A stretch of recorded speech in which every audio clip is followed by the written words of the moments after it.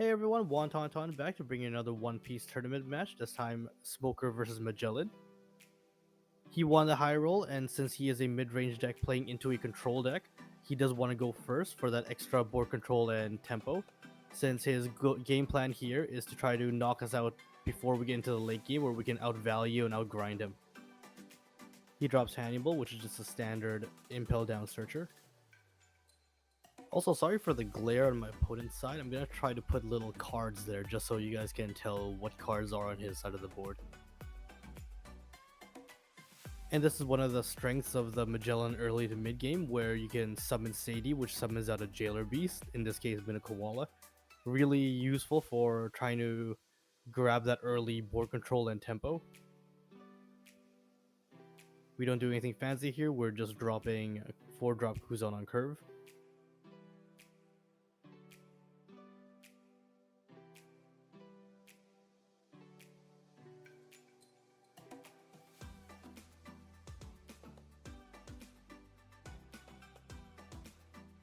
And because he does know that he will be in trouble if we get into the late game and I'm not low enough, he doesn't save the Minnow Koala to use as a blocker and instead uses it more offensively and starts to swing phase with him.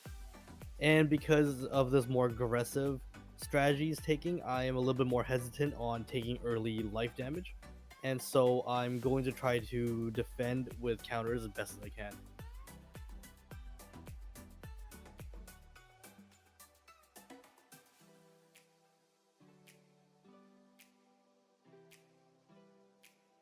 We drop Sakazuki first to pop the Uta before attacking so that she can rest Kuzan. And we save Kuzan's attack here, even though it does present a target for his king. I do want to just keep Kuzan up. I got a little bit greedy here, and in the hopes of being able to get some value out of his cost reduction later on.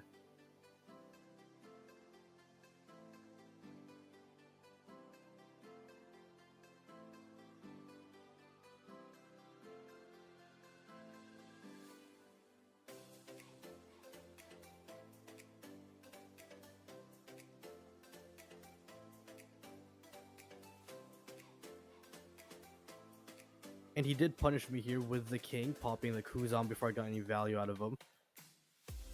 He started pressuring me with some attacks, and I didn't have the counters in hand to stop it, or at the very least, I did not have cards I was willing to expend to counter them. And so I was starting to get a little bit low. And this is how you should be playing the matchup if you are a mid-range deck against a control deck, where you do want to keep pressuring the control player to either take more life or use up some of the counters in his hand to prevent himself from getting too low.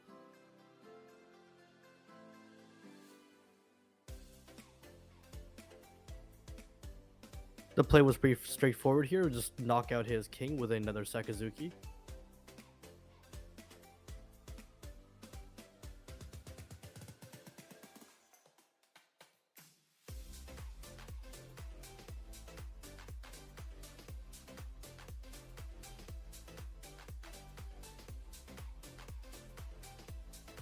And we chose to hit his leader twice here rather than try to clear up that Sadie. And even though we are just trying to defend and stay alive until the late game, we do eventually have to kill him. And so pressuring life is very important, because if he sits at 4 life for a majority of the game, he never has to worry about dying. And so he basically can play greedier and play anything he wants without worrying too much about the consequences. And playing greedier could potentially come back to bite us, since it does allow him to get more value out of his characters as well, and could potentially be the difference in determining who wins or loses. I think he chose to trigger Thunder Bagua's trigger effect there from that last attack, rather than saving it for a future turn, because he wanted a stronger attack next turn, since it would give him an extra Dawn, giving him a 10,000 attack and a 7,000 attack with his leader after dropping the 9-drop Kaido, allowing him to apply more pressure to my leader or get 2 swings at Sakazuki. In this case, he actually decides to go for my face rather than clearing the board. Personally, I would have cleared the Sakazuki here and leave me with an empty board, but I do understand his line of play as well, since he is forcing lethal this way, and he's forcing me to either have the counters in my hand or to draw blockers next turn to keep myself alive. And in case you weren't sure why he gets a swing with 7k with his leader this turn, it's because of Magellan's leader ability, where he gains 1000 power each time he has to return Dawn to the Dawn deck. It's important to keep that one life up here, and so I counter that attack from his leader to preserve it. It's important this late into the game to try to counter whatever attacks you can, especially going into the upcoming turns where with that 10 cost Kaido, his swings are going to get heavier and heavier, and you're going to want to leave that one life up just in case you aren't able to defend a hit. You can afford to take one. And because of Kaido, we can't take it slow anymore. We have to try to outrace him because Kaido is too expensive to get rid of. He's too easy to defend, and so it would use up a majority of my Dawn just to try to ensure that he stays down, which still exposes us to being lethal next turn anyways. So the best play here is to just attack as well as we can into his leader and then just wall up with blockers and shockwave.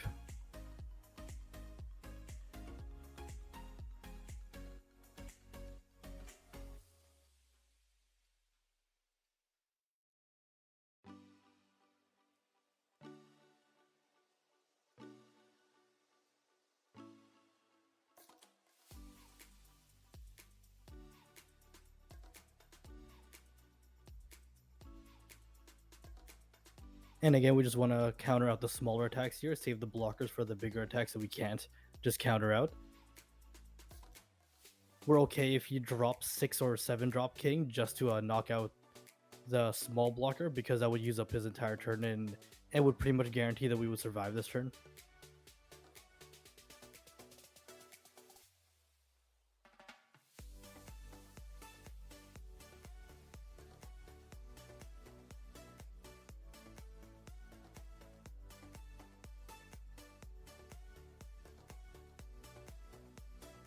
Because we just held off 2 attacks in a row, he now has to reassess the board state, and he decides to take it slow now. Now he drops a blocker and leaves up active Dawn for his event counters. Because of the threat of Shockwave, it becomes too risky now for him to try to go for game, and he needs to start slowing it down, play safer. Because we don't have a 10 drop Kuzan or anything on the board, we're not going to be able to survive that Kaido for too long. And so I decided to just try to go for the game here, getting rid of Uta, and then just trying to get as much power as possible. So first I'm going to try testing out the waters by swinging with Sakazuki and adding 1 Dawn on him, just to make him 8,000 so a Hell's Judgment wouldn't be able to just outright counter him.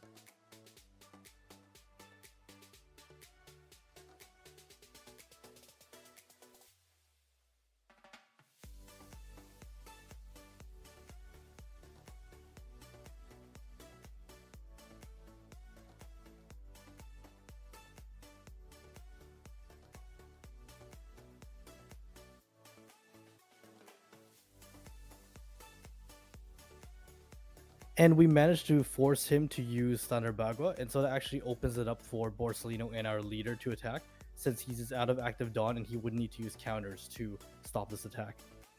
So again, we're going to test the waters a little bit here, adding 8,000 for a Smoker attack, and seeing how he reacts. He takes it, so that kind of signals that he probably won't be able to defend against a 9,000 Borsellino. And so, because at this point we could still just leave up 2 active Dawn and we still have the Shockwave in hand, we probably could still survive another turn.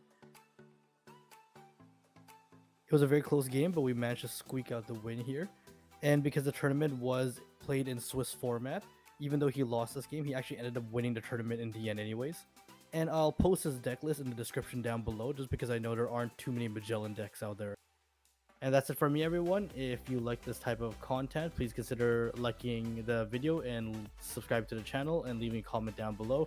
And until next time, I'll talk to you guys later.